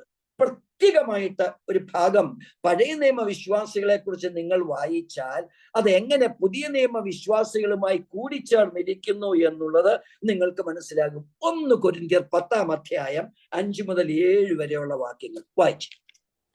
എങ്കിലും അവരിൽ മിക്കപേരിലും ദൈവം പ്രസാദിച്ചില്ല, അവരെ മരുഭൂമിയിൽ തള്ളിയിട്ട് കളഞ്ഞു എന്ന് നിങ്ങൾ അറിയാതിരിക്കരുത് എന്ന് ഞാൻ ആഗ്രഹിക്കുന്നു. ഇത് നമുക്ക് ദൃഷ്ടാന്തമായി സംഭവിച്ചു. അവർ മോഹിച്ചതുപോലെ നാം ദുർമോഹികൾ ആകാതിരിക്കേണ്ടത് തന്നെ. ജനം തിന്നുവാനും കുടിപ്പാനും ഇരുന്നു, കളിപ്പാൻ എഴുന്നേറ്റു എന്ന് എഴുതിയിരിക്കുന്ന പ്രകാരം അവരിൽ ചിലരെ പോലെ നിങ്ങൾ വിഗ്രഹാരാധികൾ ആകരുത്. അപ്പോൾ വിഗ്രഹാരാധികൾ ആകരുത് എന്ന് പറയുമ്പോൾ വിഗ്രഹ ആരാധനയുടെ ഒരു വിഭാഗമാണ് നിന്റെ ലൈംഗിക പാപങ്ങളും എന്നത് കൃത്യമായി നീ മനസ്സിലാക്കിയാൽ ഇതെവിടെയാ സംഭവിച്ചത്? മരുഭൂയാത്രയിൽ സിനായി മലയുടെ അടിവാരത്തിൽ 40 ദിവസം മോശ യോശുവുമായി ദൈവവുമായി സംസാരിക്കുവാൻ തക്കവണ്ണം അവസരമുണ്ടാകുമ്പോൾ ഈ മോശയ്ക്കെന്ത് ഭവിച്ചു എന്നറിയാതെ ജനം മോശയ്ക്ക് പകരം ഒരു യഹോവയെ കാളക്കുട്ടിക്ക് സമാനമായി ഉണ്ടാക്കി, ആരാധന യഹോവയുടെ നാമത്തിൽ. എന്നാൽ എങ്ങനെയാ കാളക്കുട്ടി ഉണ്ടാക്കിയത്? ഈജിപ്തിലെ ഏറ്റവും വികൃതമായ ദേവന്മാരുടെ രൂപങ്ങൾ കുത്തിയ കുണുക്കുകളാണ് ഇവർ ഉപയോഗിച്ചിരുന്നത്. അന്ന് ആണുങ്ങളും പെണ്ണുങ്ങളും ഒരുപോലെ കുണുക്കുകൾ ഇട്ടിരുന്നു. ഞാൻ പലപ്പോഴും ഈ റോഡിലൂടെ ഒക്കെ പോകുന്ന ചില യുവാക്കന്മാരൊക്കെ കുണുക്കിട്ട് പോകുന്ന കാണുമ്പോൾ എനിക്ക് ഭയങ്കര വെറുപ്പ് തോന്നിയിട്ടുണ്ട്.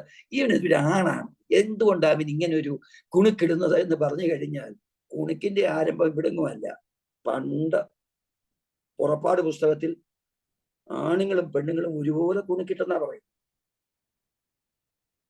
61 ലക്ഷം ജനങ്ങളുടെ കുണുക്കുകളെല്ലാം കൂടെ ഒന്ന് കൂട്ടിവെച്ച എന്തുമാത്രം ഉണ്ടാകും നിങ്ങളൊന്ന് ചിന്തിച്ചേ. അപ്പോൾ ഇത്രയും വലിയ കുണുക്കുകളൊക്കെ ഒന്ന് രൂപപ്പെടുത്തിയാണ് ഒരു ചെറിയ കാളക്കുട്ടിയെ ഉണ്ടാക്കിയെന്ന് ധരിക്കരുത്. 61 ലക്ഷങ്ങളും പന്തലിച്ച് കിടക്കുക. അവർ വെറുതെ ഒന്ന് നോക്കിയ ആ കാളക്കുട്ടിയെ കാണണം. അപ്പോൾ നിസ്സാരമായ ഒരു കാളക്കുട്ടിയെ അല്ല ഉണ്ടാക്കിയത്. എന്നാൽ പുറപ്പാട് പുസ്തകത്തിൽ അതിവിശിഷ്ടമായ ഒരു ഭാഗമുണ്ട്, ക്ലാസിന്റെ ഭാഗമല്ല, എന്നാലും എടുത്തോ, ഇതിനോട് ബന്ധപ്പെട്ടതാ. പുറപ്പാട് പുസ്തകം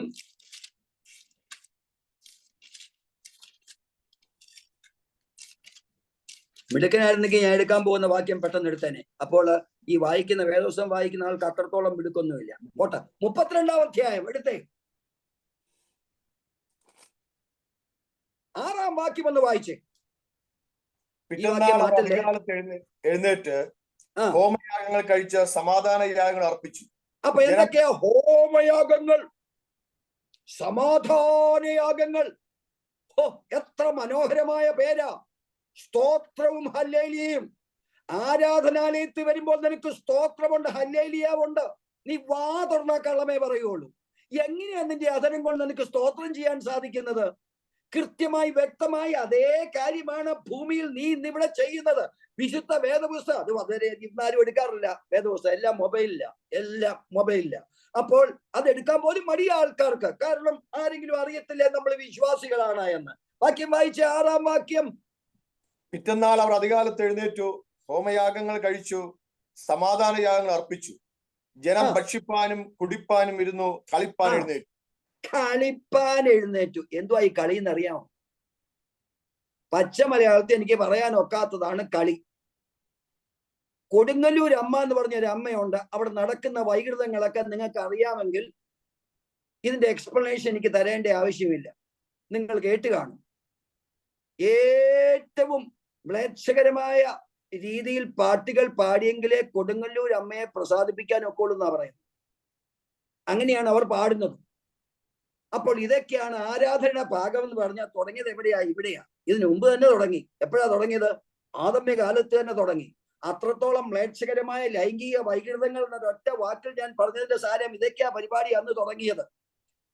അപ്പോൾ സ്വാഭാവിക ഭോഗം വിട്ട് ഏറ്റവും മ്ലേച്ഛകരമായിട്ടുള്ള ഭോഗത്തിൽ അവർ ആശ്രയിച്ച് മുന്നോട്ട് പോകുന്ന ദൈവം വെറുതെ വിടുമോ? ദൈവം ഈ നോഹിക കാലത്തൊരു പ്രളയം കൊടുത്തത് ഈ കാരണങ്ങൾ കൊണ്ടൊക്കെയാ. ദൈവം ദയാശൂന്യനാണ് എന്നൊക്കെ പറഞ്ഞിട്ട് കാര്യം വല്ലതും ഉണ്ട്. പക്ഷെ പ്രശ്നം എന്തുവാ? ഷേമിന്റെയും ഹാമിന്റെയും യാഫത്തിന്റെയും കാലത്ത് ഇത് തന്നെ വീണ്ടും വരിക എന്നുള്ളതാ. ഇവിടെ എന്താ? ജനം ഭക്ഷിപ്പാനും കുടിപ്പാനും ഇരുന്നു, കളിപ്പാൻ എഴുന്നേറ്റു. 10-ാം അധ്യായത്തിന്റെ 7-ാം വാക്യം, 1 Corinthians 10-ാം അധ്യായത്തിന്റെ 7-ാം വാക്യത്തിൽ നമ്മൾ എന്തോ വായിച്ചത്? കളിപ്പാൻ എഴുന്നേറ്റു എന്നെഴുതിയിരിക്കുന്ന പ്രകാരം വായിച്ചേ. അവരിൽ ചിലരെ പോലെ നിങ്ങൾ വിഗ്രഹാരാധികളാകരുത്. അപ്പൊ വിഗ്രഹാരാധന അതിലുണ്ടായിരുന്നത്. അടുത്തത് വായിച്ചേ. അവരിൽ ചിലർ പരസംഗം ചെയ്ത ഒരു ദിവസത്തിൽ 23,000 പേർ വീണുപോയതുപോലെ. അപ്പൊ ഈ പരസംഗം എന്ന് പറഞ്ഞാൽ എന്തുവാ? ഞാൻ പച്ചമലയാളത്തിൽ ഇനി അത് എക്സ്പ്ലെയിൻ ചെയ്യണോ? വിഗ്രഹാരാധന തുടങ്ങി, കളിപ്പാൻ ഇവർ എഴുന്നേറ്റു, വിഗ്രഹാരാധന കഴിഞ്ഞു. ഈ കളി എന്ന് പറയുന്ന അവസാനിക്കുന്ന ഏതിലാണെന്നറിയാം? പരസംഗത്തില. അത് പരസ്യമായി ചെയ്യുവാൻ പോലും അവർക്ക് മടിയുണ്ടായില്ല. ഇതുപോലെ പൗലൂസ് എന്തുവാ പറയുന്നത്? 5-ാം വാക്യം ഒന്നുകൂടെ വായിച്ചേ. എങ്കിലും അവരിൽ മിക്കപേരിലും ദൈവം പ്രസാദിച്ചില്ല, അവരെ മരുഭൂമിയിൽ തള്ളിയിട്ട് കളഞ്ഞു എന്ന് നിങ്ങൾ അറിയാതിരിക്കരുത് എന്ന്. ഏറ്റവും പ്രധാനപ്പെട്ട 2 വാക്കുണ്ട്. എന്താണെന്ന് അറിയാമോ? നിങ്ങൾ അറിയാതിരിക്കരുത്. നിങ്ങൾ എന്ന് പറഞ്ഞാൽ വായിച്ച് കേൾക്കുന്ന നാം ഈ പരിപാടി ഇവിടെ ചെയ്യരുതെന്ന് വിശുദ്ധ വേദപുസ്തകത്തിലെ വ്യക്തമായ ആരാധന ക്രമത്തിൽ നിന്ന് വിട്ട് ഏത് ആഭാസങ്ങൾ ചെയ്താലും ക്ലിയർ എന്ന് പറഞ്ഞ് കൈയടിക്കുന്ന ഒരു സമൂഹത്തെ അല്ല നമുക്ക് വേണ്ടത്. പരിശുദ്ധിയുടെ പ്രതീകമായ നിസ്തുലനായ ദൈവത്തെ ആരാധിക്കുവാൻ തക്കവണ്ണം നിന്റെ ഹൃദയാന്തർഭാഗത്ത് നിന്ന് സ്തോത്രത്തിന്റെയും ഹല്ലേലൂയയുടെയും ശബ്ദങ്ങൾ ഉയരട്ടെ. അവിടെ ലൈംഗിക തൃഷ്ണയില്ല, അവിടെ വിഗ്രഹ ആരാധനയില്ല. അത് കഴിഞ്ഞാൽ ചില കളികളുണ്ട്. ആ കളി എന്ന് പറയുന്നത് പരസംഗത്തോട് ബന്ധപ്പെട്ടതാണ്. എന്നെ കേൾക്കുന്ന ദൈവത്തിന് ജനമേ, പൗലൂസ് പറയാൻ നിങ്ങളും അത് ചെയ്യരുതെന്ന്. ചിലരുടെ മുഖം കണ്ടോ, അയ്യോ ഇങ്ങനെയൊക്കെ പെന്തക്കോസ്ത് സമുദായത്തിൽ സംഭവിക്കുമോ എന്നുള്ള വിചാരം. കുഞ്ഞുമോന്റെയൊക്കെ മുഖം നോക്കിയ ആകപ്പാടെ മുഖം അങ്ങ് വർക്കിച്ചു. ഇത് കണ്ടപ്പോഴത്തേക്ക് അയ്യോ എന്റെ ദൈവമേ, ഇങ്ങനെയാണോ? ഇങ്ങനെയാ എല്ലായിടത്തും നടക്കുന്നത്. ഇതാണ് ദൈവത്തിന്റെ ആരാധന എന്ന് പറയുന്നത്. അപ്പോൾ പഴയ നിയമത്തിൽ ഇത് വന്നു കഴിഞ്ഞാൽ വളരെ കൃത്യമായിട്ട് ഗോത്രങ്ങൾക്ക് ഭ്രംശം ഭവിക്കുവാനുള്ള കാരണമാണ് 1 Corinthians 10-ാം അധ്യായത്തിൽ നാം വായിച്ചത്. ഇത് ഏറ്റവും കൂടുതൽ ചെയ്തത് എവിടെയാ? 10 ഗോത്രങ്ങൾ നോർത്തിലുണ്ടായിരുന്ന, അഥവാ നോർത്തേൺ ഗോത്രങ്ങൾ എന്ന് നാം പറയുന്ന ആ വിഭാഗമായതുകൊണ്ട്. എന്ന് പറഞ്ഞാൽ 12 പേരുടെയും പേര് പറഞ്ഞാൽ എനിക്ക് തെറ്റും, പിള്ളേർക്കൊക്കെ കാണാൻ അറിയായിരിക്കും. 2 ഗോത്രങ്ങൾ യഹൂദയും ബെന്യാമീനും ഒഴിച്ച് ഈ ഗോത്രങ്ങളെല്ലാം ആ വടക്ക് ഇപ്രകാരം ചെയ്യുമ്പോൾ വ്യക്തമായി നാം ഒന്ന് മനസ്സിലാക്കണം. അതുകൊണ്ടാണ് ദൈവം ആ ഗോത്രങ്ങളെ ഉപേക്ഷിച്ച് കളഞ്ഞത്. എന്താണ് ചരിത്രത്തിൽ ഈ ഗോത്രങ്ങൾക്ക് പറയുന്ന പേരെന്നറിയാമോ? ഒരൊറ്റ ഒരുത്തന്റെയും പേരില്ല. ലോസ്റ്റ് ട്രൈബ്, നഷ്ടപ്പെട്ടു പോയ ഗോത്രങ്ങൾ. ചരിത്രത്തിന്റെ ഏടുകൾ എവിടെ പോയാലും 10 ട്രൈബ്സ്, ലോസ്റ്റ് ട്രൈബ്സ്, നഷ്ടപ്പെട്ടു പോയ ഗോത്രങ്ങൾ. ഇനി ഒരു കാര്യം കൂടെ ഞാൻ പറയാം. വടക്കൻ ഗോത്രങ്ങൾ 10 ആയിരുന്നല്ലോ. യഹൂദാനും ബെന്യാമീനും ഒഴിച്ചുള്ള ഗോത്രങ്ങളൊക്കെ. അവിടെയും ചിന്തിക്കണം, യഹൂദ ഗോത്രവും ബെന്യാമീൻ ഗോത്രവും ദൈവത്തിന് മുൻപാകെ പരിശുദ്ധരായിരുന്നു ധരിക്കല്ലേ.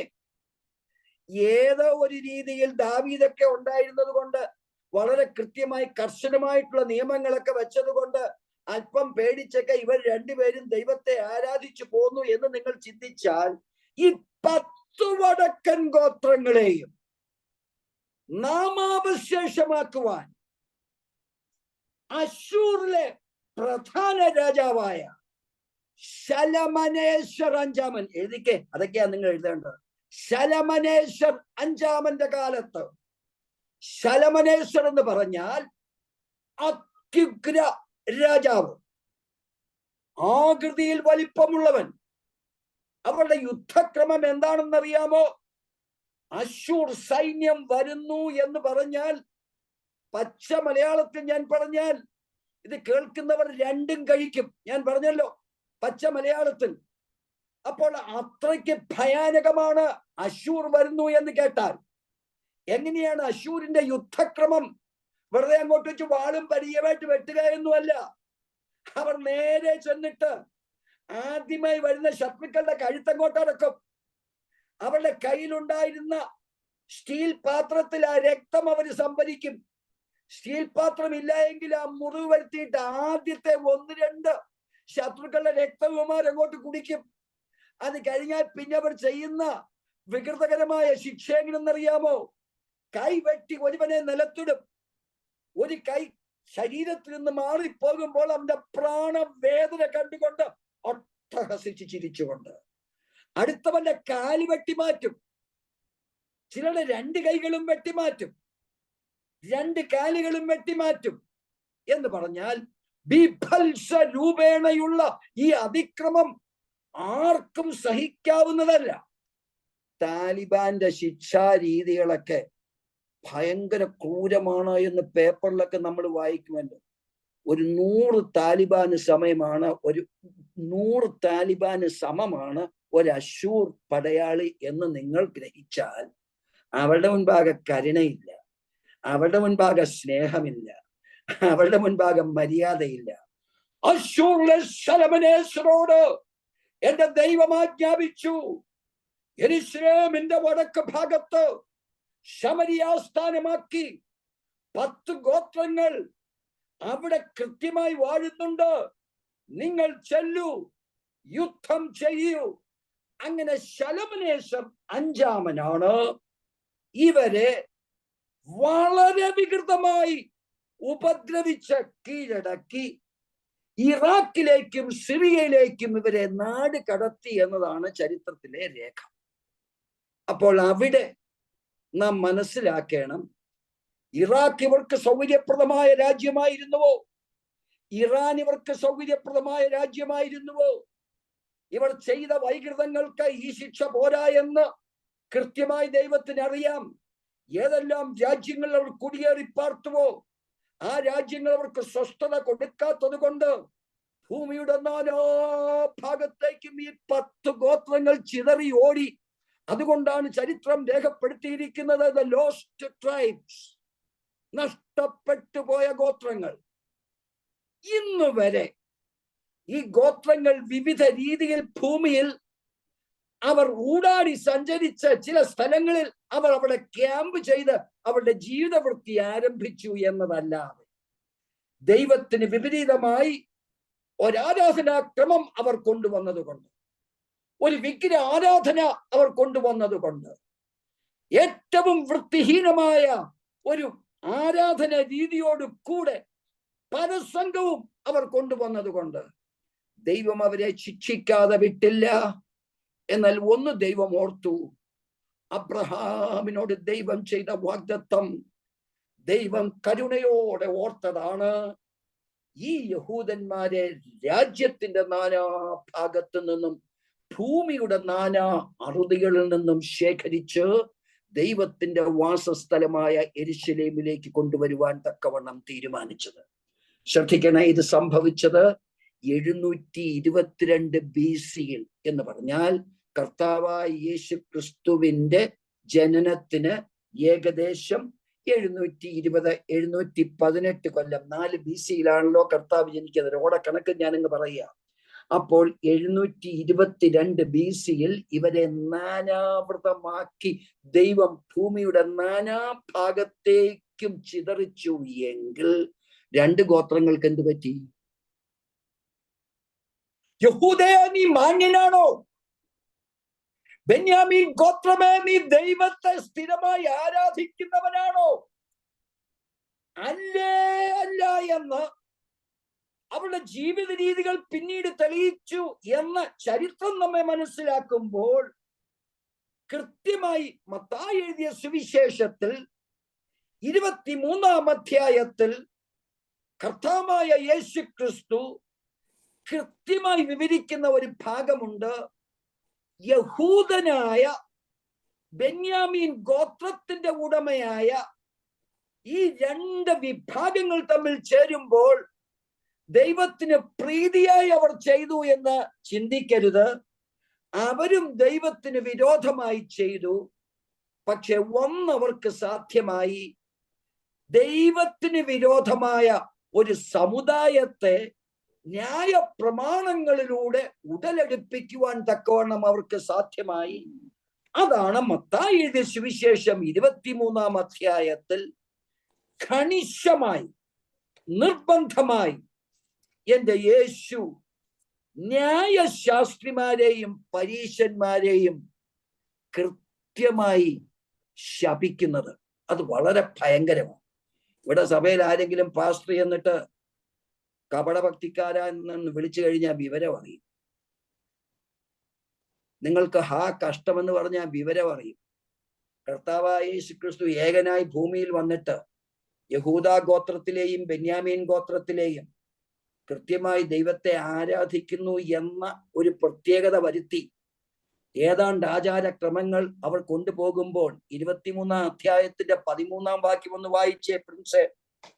കപടഭക്തിക്കാരായ ശാസ്ത്രിമാരും പരീശന്മാരുമായുള്ളവരെ, നിങ്ങൾക്ക് കഷ്ടം. മതി മതി മതി മതി ബാക്കി നിങ്ങൾക്ക് വീട്ടിൽ പോയി വായിക്കാം. 23-ാം വാക്യം വായിച്ചേ. കപടഭക്തിക്കാരായ ശാസ്ത്രിമാരും പരീശന്മാരുമായുള്ളവരെ, നിങ്ങൾക്ക് കഷ്ടം. നിങ്ങൾ ചെയ്യുന്ന കാര്യങ്ങളെല്ലാം അവിടെ കുറിച്ചിട്ടുണ്ട് എന്ന് പറഞ്ഞാൽ യഹൂദൻ ചെയ്യുന്ന കാര്യങ്ങളെല്ലാം കുറിച്ചിട്ടുണ്ട്. 25-ാം വാക്യം ഒന്ന് വായിച്ചേ. കപടഭക്തിക്കാരായ ശാസ്ത്രിമാരും പരീശന്മാരുമായുള്ളവരെ, നിങ്ങൾക്ക് കഷ്ടം. 27-ാം വാക്യം ഒന്ന് വായിച്ചേ. കപടഭക്തിക്കാരായ ശാസ്ത്രിമാരും പരീശന്മാരുമായുള്ളവരെ, നിങ്ങൾക്ക് കഷ്ടം. അടുത്ത എത്ര? 29-ാം വാക്യം കൂടെ ഒന്ന് വായിച്ചേ. കപടഭക്തിക്കാരായ ശാസ്ത്രിമാരും പരീശന്മാരുമായുള്ളവരെ, നിങ്ങൾക്ക് കഷ്ടം. അപ്പോൾ ഒരൊറ്റ അധ്യായത്തിൽ തന്നെ എത്ര പ്രാവശ്യം വിളിച്ചവരെ ഇങ്ങനെ? ഇവിടെ പാസ്റ്റർ മുഖം ഒന്ന് കോപിച്ചൊന്ന് നോക്കിയാൽ മതി, വിവരം അറിയും. എനിക്കറിയാം, പണ്ട് കഴുത്തുമുട്ട് സഭയിൽ ഭയങ്കര പ്രശ്നങ്ങൾ ഉണ്ടായി എന്ന് പറഞ്ഞാൽ പാസ്റ്റർ നോക്കി ചിരിച്ചില്ല എന്ന്, അഥവാ പാസ്റ്റർ സ്തോത്രം പറഞ്ഞില്ല എന്ന്. നീ പാസ്റ്റർക്ക് വിവരമുണ്ടോ? എങ്ങനെയെങ്കിലും ഒരു സ്തോത്രം പോയെങ്കിൽ പറഞ്ഞു കഴിഞ്ഞാൽ പരിപാടി തീരത്തില്ലായിരുന്നോ? എന്തോ ഒരു കുഴപ്പങ്ങൾ ഉണ്ടായിട്ടുണ്ടെന്ന് അറിയാമോ? ആദ്യകാല വിശ്വാസികളുടെ ഓരോ രീതികളൊക്കെ നോക്കിക്കഴിഞ്ഞാൽ നമുക്ക് വളരെ വിചിത്രമായി തോന്നും. അപ്പോൾ വളരെ കൃത്യമായി ഈ കപട ഭക്തിക്കാരായ ശാസ്ത്രിമാരെ കുറിച്ചൊക്കെ എനിക്ക് വിവരിക്കണം എന്നുണ്ട്, പരീശന്മാരെ കുറിച്ചൊക്കെ വിവരിക്കണം എന്നുണ്ട്. ഇവരൊക്കെ വലിയ ലോകപ്രകാരമുള്ള ജ്ഞാന ബുദ്ധികളായിരുന്നു എന്ന് നിങ്ങൾ ചിന്തിക്കണം. ന്യായപ്രമാണത്തെ ചവച്ചരിച്ച് കുടിച്ച് ഇതിൽ നിന്നാണ് മഹാപുരോഹിതന്മാരും ഒക്കെ ഉണ്ടായത്. ഈ മഹാപുരോഹിതന്മാരും ന്യായശാസ്ത്രിമാരും പരീശന്മാരും എല്ലാരും കൂടെ ചേർന്ന് ഒരു സങ്കരവർഗമായി നമ്മുടെ പാവപ്പെട്ട കർത്താവായ യേശു ക്രിസ്തുവിനെ, അരക്കാശിന് വകയില്ലാത്തവനെ ക്രൂശിന്മേൽ തറപ്പിച്ചതിന്റെ കാര്യമൊക്കെ നിങ്ങൾ മനസ്സിലാക്കണം. അപ്പോൾ ഞാൻ ചോദിക്കട്ടെ, ഈ 10 ഗോത്രങ്ങളെ അപ്രകാരം ദൈവം ശിഥിലീകരിച്ചു എങ്കിൽ ഈ 2 ഗോത്രങ്ങളെ ദൈവം വെറുതെ വിടുമോ? നിങ്ങൾ ഉദ്ദേശിക്കുന്നത് പോലെ യഹൂദ ഗോത്രത്തിനോ ബെന്യാമീൻ ഗോത്രത്തിനോ യഹൂദ രാജ്യത്തിൽ ഒരു സുരക്ഷിതമായ സമയം ദൈവം കൊടുത്തിട്ടില്ല.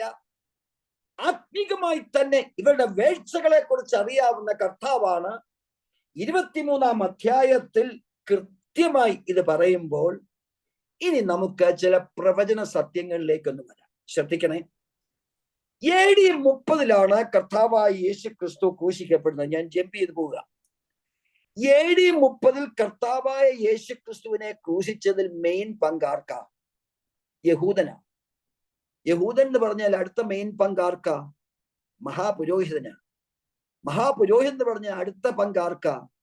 ന്യായശാസ്ത്രിമാരും പരീശന്മാരുമാണ് കർത്താവായ യേശു ക്രിസ്തുവിനെ ക്രൂശിക്കുവാൻ തക്കവണ്ണം ജനങ്ങളെ ഉത്സുകരാക്കിയത് എന്ന് നിങ്ങൾ ചിന്തിക്കണം. ഏതാണ്ട് യെരുശലേമിൽ ചുറ്റിപ്പറ്റി നിന്നിരുന്ന ഈ കൂട്ടർ കർത്താവായ യേശു ക്രിസ്തുവിനെ AD 30 കൃത്യമായി ക്രൂശിച്ചു എങ്കിൽ കർത്താവായ യേശു ക്രിസ്തു മരിക്കുന്നതിന് മുൻപ് 2 പ്രവചന സത്യങ്ങളെ പറഞ്ഞു. അതിലൊരു സത്യമാണ് 24-ാം അധ്യായം മത്തായി എഴുതിയ സുവിശേഷം 1-2 വാക്യങ്ങൾ. യേശു ദേവാലയം വിട്ടുപോകുമ്പോൾ ശിഷ്യന്മാർ അവന് ദേവാലയത്തിന്റെ പണി കാണിക്കേണ്ടതിന് അവന്റെ അടുക്കൽ വന്നു. അവൻ അവരോട്, ഇതെല്ലാം കാണുന്നില്ലയോ? ഇടിഞ്ഞു പോകാതെ കല്ലിന്മേൽ കല്ല് ഇവിടെ ശേഷിക്കയില്ല എന്ന് ഞാൻ സത്യമായിട്ട് നിങ്ങളോട് പറയുന്നു എന്ന്. അപ്പോൾ AD 30 1-2 വാക്യങ്ങൾ എന്ന് പറയുന്നത് ദേവാലയത്തെ കുറിച്ചുള്ള പ്രവചനമാണ്, വേറൊരു പ്രവചനമല്ല. എന്നാൽ അടുത്ത പ്രവചനം എന്താണെന്നറിയാമോ? മത്തായി 5 മുതൽ 14 വരെയുള്ള വാക്യങ്ങളാണ്. മുഴുവൻ വായിക്കാൻ സമയമുണ്ടെന്ന് എനിക്കറിയത്തില്ല, എന്നാലും വായിച്ചു. ഞാൻ ക്രിസ്തു എന്ന് പറഞ്ഞ് അനേകർ എന്റെ പേരെടുത്ത് വന്ന് പലരെയും തെറ്റിക്കും. ഓക്കെ, ഞാൻ പെട്ടെന്ന് വായിച്ചു തീർക്കാം. അങ്ങനെ വായിച്ചാൽ നമുക്ക് സമയമില്ല. ജാതി ജാതിയോടെ എടുക്കും എങ്കിൽ ഇതൊക്കെയും ഈറ്റുനോവിന്റെ ആരംഭമത്രേ. അന്നവർ നിങ്ങളെ ഉപദ്രവത്തിന് ഏൽപ്പിക്കും. കള്ളപ്രവാചകനാൽ പലരും വന്ന് അനേകരെ തെറ്റിക്കും. അധർമ്മം പെരുകുന്നതുകൊണ്ട് അനേകരുടെ സ്നേഹം തണുത്തു പോകും. എന്നാൽ അവസാനത്തോളം സഹിച്ചു നിൽക്കുന്ന രക്ഷിക്കപ്പെടും. അടുത്ത വാക്യം 14-ാം വാക്യം ഒന്ന് വായിച്ചേ പ്രിൻസേ. രാജ്യത്തിന്റെ ഈ സുവിശേഷം സകല ജാതികൾക്കും സാക്ഷ്യമായി ഭൂലോകത്തിലൊക്കെയും പ്രസംഗിക്കപ്പെടും. അപ്പോൾ അവസാനം വരും. അപ്പോൾ അവസാനം വരും. ഈ അവസാനമാണ് അടുത്ത ഭാഗത്ത് മത്തായിയുടെ സുവിശേഷം 15-ാം അധ്യായം കീഴോട്ടുള്ള ഭാഗങ്ങൾ പറയുന്നത് അവസാനം സംഭവിക്കുന്നത്. അപ്പോൾ 2 പ്രവചനങ്ങളെ കുറിച്ചാണ് കർത്താവ് ഇവിടെ പറഞ്ഞത്. ഒന്ന് യെരുശലേമിനെ കുറിച്ച്. വളരെ കൃത്യമായി നാം അത് മനസ്സിലാക്കുമ്പോൾ മത്തായി എഴുതിയ സുവിശേഷം 24-ലും മർക്കോസ് എഴുതിയ സുവിശേഷം 13-ലും ലൂക്കോസ് 21-ലും 2 പ്രവചന സത്യങ്ങളെ കുറിച്ചാണ് പറയുന്നത്. ആദ്യത്തെ പ്രവചനമാണ് ദേവാലയത്തെ കുറിച്ച്. ഇത് പറയുന്നത് വേറൊരു കാര്യത്തിന് വേണ്ടിയാ. എന്താ കാര്യം എന്നറിയാമോ? 10 ഗോത്രങ്ങൾ എന്നേ പോയി. 722 BC അടുപ്പിച്ച് ശലമനേശ്വർ രാജാവ് ഇവരെ ലോകത്തിന്റെ നാനാഭാഗത്തേക്കും എന്ന് പറഞ്ഞാൽ അശൂർ രാജാവ് ഈ ലോകത്തിന്റെ നാനാഭാഗത്തേക്കും ചിതറിക്കുമ്പോൾ 2 വിഭാഗങ്ങൾ യെരുശലേമിൽ ഇരുന്ന് വീമ്പളക്കുന്ന ആൾക്കാരെ കൃത്യമായി കണ്ടുകൊണ്ട് അവർ ചെയ്ത പ്രവൃത്തിയാണ് ജീവനായകനായ ക്രിസ്തുവിനെ ക്രൂശിച്ചത്. AD 30 AD 30 കർത്താവായ യേശു ക്രിസ്തുവിനെ ക്രൂശിക്കുമ്പോൾ വളരെ കൃത്യമായി അവൻ പ്രവചിക്കുന്നു, കല്ലിന്മേൽ കല്ലിവിടെ ശേഷിക്കില്ല എന്ന് ഞാൻ സത്യമായിട്ട് നിങ്ങളോട് പറയുന്നു. അത് കേൾക്കുവാൻ രസമുള്ള ഭാഗമായതുകൊണ്ട് 9:15 ആകാൻ പോകുന്നു. 1-2 മിനിറ്റും കൂടെ ഉള്ളൂ. അത് ഇപ്പോൾ വിവരിക്കുവാൻ തക്കവണ്ണം ഞാൻ ആഗ്രഹിക്കുന്നില്ല. എന്നാൽ ഇത് അക്ഷരം പ്രതി നിവർത്തിയാകുന്ന മനോഹരമായ ഒരു കാഴ്ചയാണ്. 27-ാം അധ്യായത്തിന്റെ 25-ാം വാക്യം മാത്രം ഒന്ന് വായിച്ചു. അവന്റെ രക്തം ഞങ്ങളുടെ മേലും ഞങ്ങളുടെ മക്കളുടെ മേലും വരട്ടെ എന്ന് ജനമൊക്കെയും ഉത്തരം പറഞ്ഞു. അപ്പോൾ ജനമൊക്കെയും ഉത്തരം പറഞ്ഞു. ഇവൻ ആരുമല്ല, ഇവൻ ദൈവത്തോട് യാതൊരു ബന്ധവുമില്ലാത്ത ഒരുവനാണ്. ഇവനെ കൊല്ലുന്നതുകൊണ്ട് യാതൊരു ഗുണവും യാതൊരു ദോഷവും നമുക്ക് ഭവിക്കില്ല. ഇവന്റെ രക്തം ഞങ്ങളുടെ മേലും ഞങ്ങളുടെ മക്കളുടെ മേലും വരട്ടെ എന്ന് ജനമൊക്കെയും ഉത്തരം പറഞ്ഞു. അങ്ങനെ അവർ ബറബാസിനെ അവർക്ക് വിട്ടുകൊടുത്തു. യേശുവിനെ ചമ്മട്ടി കൊണ്ട് അടിപ്പിച്ച് ക്രൂശിക്കേണ്ടതിന് ഏൽപ്പിച്ചു. അപ്പോൾ AD 30 നടന്നത് ഇതാ. കാരുണ്യവാനായ ദൈവം AD 30 ഈ കൃത്യമായിട്ടുള്ള കിരാതമായ പ്രവൃത്തി കണ്ടിട്ട് ഇസ്രയേൽ ജനത്തിന്, ശ്രദ്ധിക്കണേ, കറക്റ്റായിട്ടുള്ള യഹൂദൻ എന്ന് പറയുന്നത് ദാവീദിന്റെ സന്തതിയിൽ ജനിച്ച അബ്രഹാമിന്റെ കടിപ്രദേശത്ത് നിന്ന് ഉത്ഭവിച്ച. മത്തായി എഴുതിയ സുവിശേഷം എങ്ങനെയാ പോകുന്നത്?